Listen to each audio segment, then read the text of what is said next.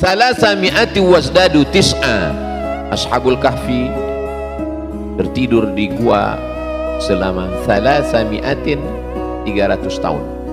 Wasdadu tis'a, lebih 9. Mengapa pengucapan katanya 300 tahun lebih 9? Kenapa tidak dikatakan 309 tahun?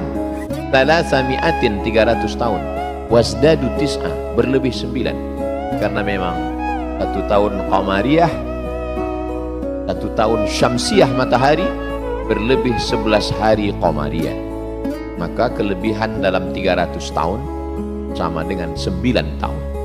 Maknanya Nabi Muhammad SAW, bangsa Arab yang buta huruf, sudah diajarkan untuk berhitung bahwa dalam 1 tahun ada 11 hari dan dalam 300 tahun akan ada kelebihan 9 tahun.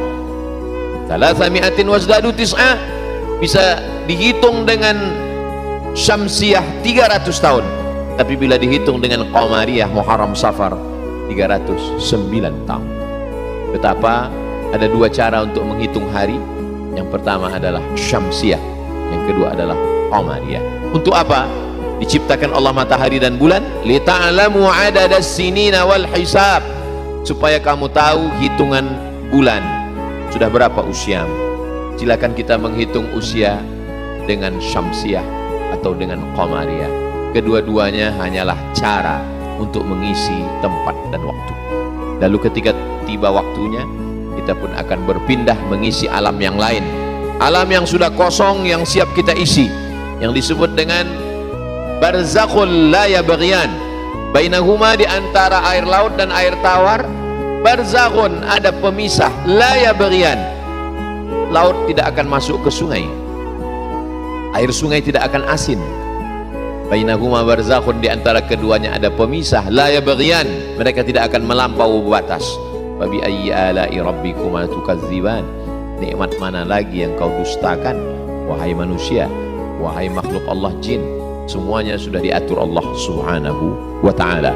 Lalu kita pun akan memasuki alam yang disebut dengan barzakh, ya pemisah antara dunia dengan akhirat. Dunia belum kiamat, maka dia tidak disebut dengan akhirat, tapi dia tidak disebut dengan dunia karena dia sudah meninggalkan dunia.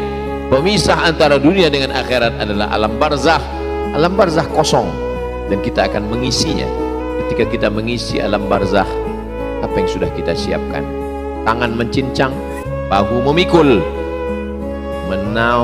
menanam angin, menuai badai. Apa yang kita lakukan, itulah yang akan kita pertanggungjawabkan di hadapan Allah Subhanahu wa ta'ala. Islam mengajarkan kita menjadi orang yang siap menerima segala resiko, makhluk yang menerima konsekuensi dari semua ucapan, tindakan, perbuatan yang pernah kita isi pada 2 makhluk Allah. Yang pertama adalah tempat, yang kedua adalah waktu. Tempat yang kita isi dan waktu yang kita isi, semua akan kita tuai, semua kita akan semai, semua akan kita terima segala konsekuensi ketika berjumpa berhadapan dengan Allah Subhanahu wa ta'ala. Inna sam'a, pendengaran, wal basar, penglihatan, wal fuad, hati dan pikiran, kullu ulaika kana anhu mas'ula, semua akan diminta tanggung jawab di hadapan Allah Subhanahu wa ta'ala. Apa yang pernah engkau isi di atas dunia? Bersyukurlah mereka yang pernah mengisi dunia ini dengan masjid. Masjid diisi dengan ibadah, dengan zikir, dengan sholat, dengan berkumpul, dengan mengaji. Beruntunglah orang yang pernah mengisi dunia.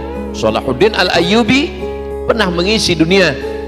Yang kosong dia isi dengan Masjid Al-Azhar. Dia robah dari Syiah menjadi ahli sunnah wal jamaah. Salahuddin Al-Ayyubi pernah mengisi waktu kosong, dia bebaskan Palestina.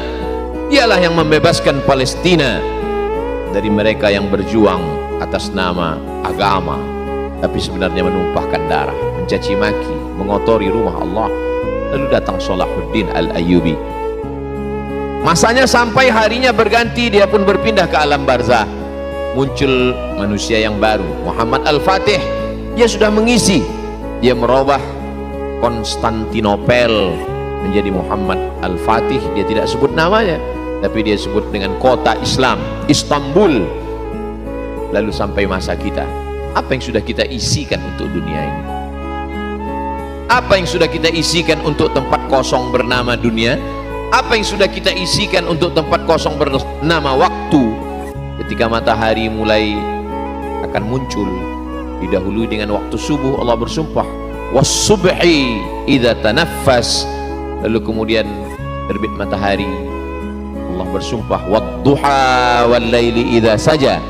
Kemudian matahari naik, masuk waktu siang, wan-nahari idza tajalla, masuk waktu petang.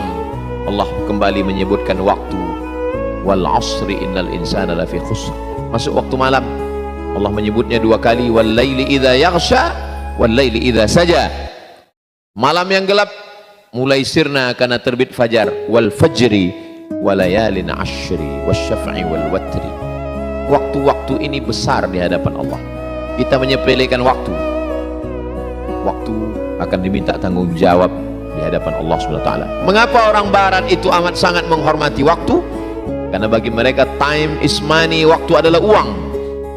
Peradaban mereka adalah peradaban materi, sedangkan peradaban kita adalah peradaban tanggung jawab. Semua waktu ini akan diminta tanggung jawab di hadapan Allah SWT. La tazulu qadama 'abdin yaumal qiyamah. Manusia akan tetap tegak pada hari kiamat, diminta tanggung jawab di hadapan Allah, dan yang akan ditanya kepadanya, an umrihi fima afnah.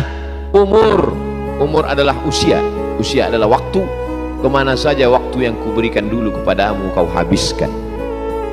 Bersyukurlah mereka yang menghabiskan waktu dengan menghafal Al-Quran, murajaah Al-Quran.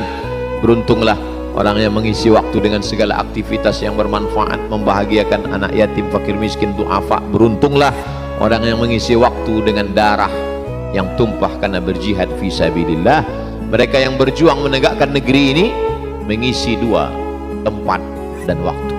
Dan sekarang tempat dan waktu itu ada di hadapan mata kita.